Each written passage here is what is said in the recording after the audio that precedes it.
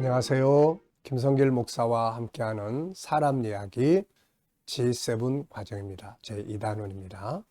1단원에서는 당신이 보물입니다를 다뤘고요. 2단원에서는 G7 과정을 다룹니다. 자, 이 시간에는 전 시간에 이어서 7-2회가 되겠습니다. 자, 우리가 무엇을 생각할 것인가에 대해서 이야기하고 있는데요.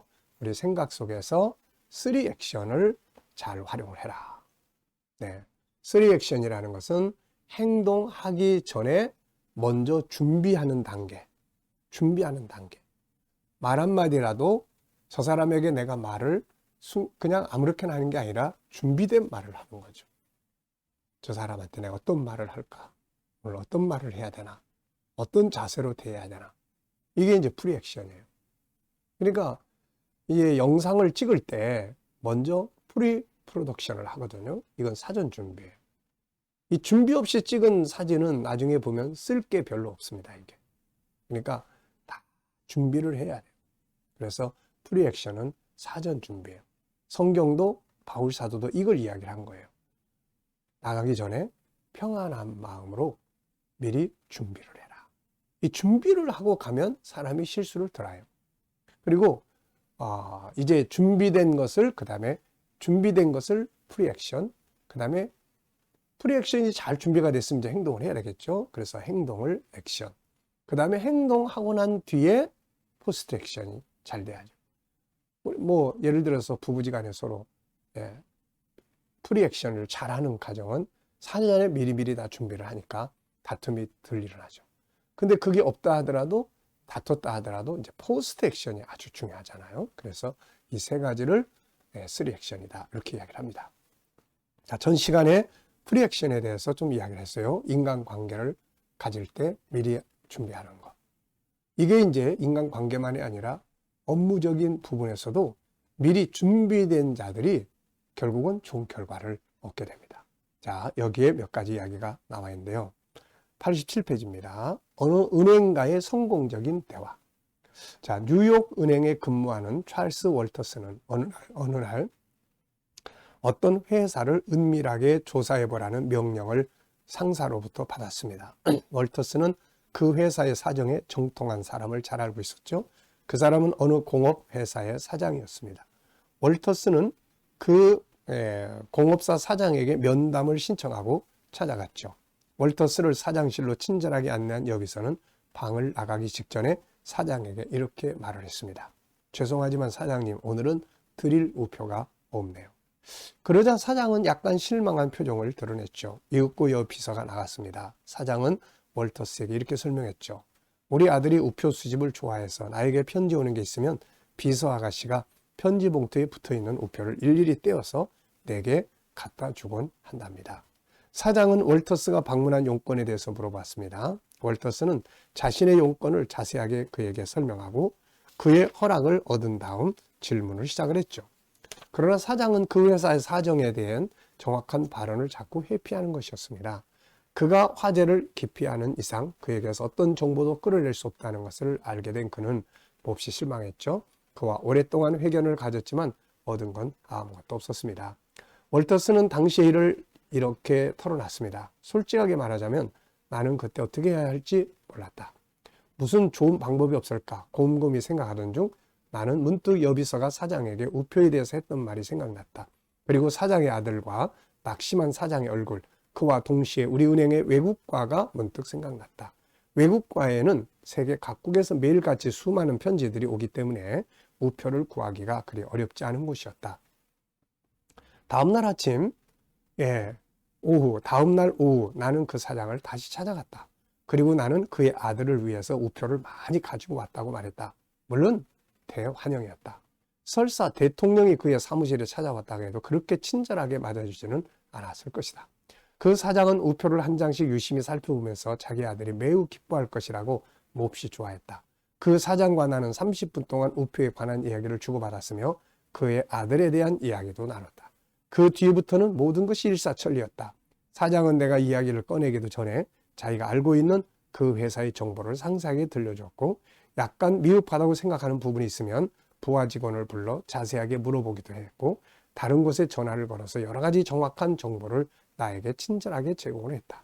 나는 그에게 조그만 관심을 기울임으로 이른바 특종을 낚은 셈이 된 것이다. 자, 어떤 느낌이 드시나요?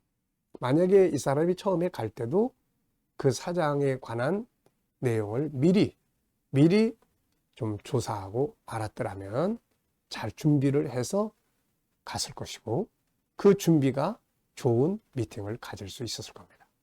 근데 처음에는 자기 업무적 분야만 가지고 간 거죠. 네. 우리가 어떤 일을 할 때 항상 내 물건을 팔고자 하는 마음만 가지고 가면 좋은 결과를 가지지 못합니다. 항상 상대방에 대한 배려에 대한 준비가 필요한 거죠. 이것이 그 회사가 지금 필요한 게 뭔지, 그들이 지금 기다리고 있고 바라는 것이 뭔지, 이런 것들을 사전에 잘 파악하고 준비를 해서 간다면은 훨씬 더 좋은 미팅과 결과를 얻을 수가 있게 되겠죠. 자, 또 한 가지 이야기를 좀 해보죠. 가끔 제 책 속에다 제가 소개하는 내용입니다. 사전의 정보와 준비가 얼마나 중요한지를 설명하는 내용이에요. 모 대학의 신축 건물 디자인 수주를 위한 경쟁 프레젠테이션에서 있었던 일입니다. 선정에 유력시더던 회사의 담당 발표자는 다양한 일본 대학의 사례를 들어가며 설명을 끝내고 대학 관계자와 캠퍼스를 빠져나오던 길에 그제야 대학의 정문에 눈길이 갔습니다. 정문은 독특하게도 독립문의 형태와 닮아 있었죠. 정문이 독립문을 닮은 게 참 독특하군요. 뭐 특별한 의미라도 있습니까? 지나가는 물음이었으나 되돌아온 대답은 날이 시퍼렇게 써 있었죠. 모르셨나요? 우리 총장님께서 유명한 독립투사 집안 출신입니다. 그래서인지 일본 하면 치를 떨죠. 오직 하면 외국 출장 때마다 일정이 늦어도 일본을 경유하는 노선은 절대 타는 법이 없습니다. 그 행정직원의 말에 이 사람은 눈앞이 캄캄해지고 말았습니다. 땅을 치고 싶은 심정이었죠. 그런 줄도 모르고 일본 대학의 건물을 모범 사례로 들먹였으니 말이죠. 결과는 불을 보듯 당연한 일이었습니다. 만약 그가 잠깐만 시선을 돌렸더라면 상황은 달라졌을 거예요. 그가 미리 그 총장님의 그런 기호라든지 그 학교의 그런 설치 내용이라든지 이런 것들을 관심 있게 와서 한 번쯤 살펴봤더라면 잘 거기를 피해서 준비를 할 수 있었을 텐데 말이죠. 아무리 디자인의 시안이 좋더라도 이미 승패는 결정난 것과 다름이 없었다. 이 사람은 일본의 대학에 대한 내용들을 사례로 설명을 했으니 이 총장님이 이 사람의 것을 선택할 리는 절대로 없는 거죠. 결국 디자인 수준은 다른 곳으로 넘어가고 말았습니다. 자, 이런 말이 있죠. 적을 알고 나를 알면 백전백승을 한다. 먼저 알아야 되는 거예요. 먼저 준비가 필요합니다. 그래서 우리가 대화를 할 때도 비즈니스를 할 때도 고객과 내게 찾아와주는 고객들의 성향을 충분히 파악하고 이런 것들을 사전에 준비를 잘해요. 프리액션입니다. 사전 준비가 잘 되면 어떤 사람을 만나러 갈 때도 역시 그 사람과 관계된 내용들을 잘 알고 가면 그 사람의 더 깊은 것들을 이해하고 간다면은 훨씬 좋은 대화를 할 수가 있게 되는 거죠. 그러면은 자기가 이루고자 하는 목적도 결국 따라서 이루어지게 되는 것입니다. 무조건 내 입장에서만 뭐를 하려고 하면은 상대방은 귀찮아하죠. 시간 낭비가 될 수 있기 때문에 그렇습니다.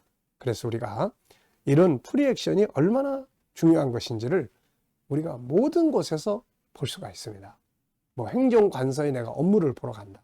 근데 아무 그냥 생각 없이 달랑 가놓으면은 서류 준비를 해야 될 때 빠진 것들이 있을 수 있고요. 그런데 미리 다 철저하게 알아보고 준비를 딱 하면은 2번 갈 필요가 없게 되는 것이 됩니다. 자, 그래서 프리액션이라는 것이 단순한 이론이 아니라 우리의 삶에서 여러분들이 직접 한번 시행해 보시기 바랍니다. 오늘도 누굴 만나시든지 어떤 일을 하든지 뭐를 하든지 간에 미리 준비하는 것. 미리 철저하게 알아보고 파악하고 준비를 해서 가면 훨씬 좋은 결과를 가져올 수 있다는 것을 경험하게 될 겁니다. 자, 이 시간 여기까지 하고 마치겠습니다. 감사합니다.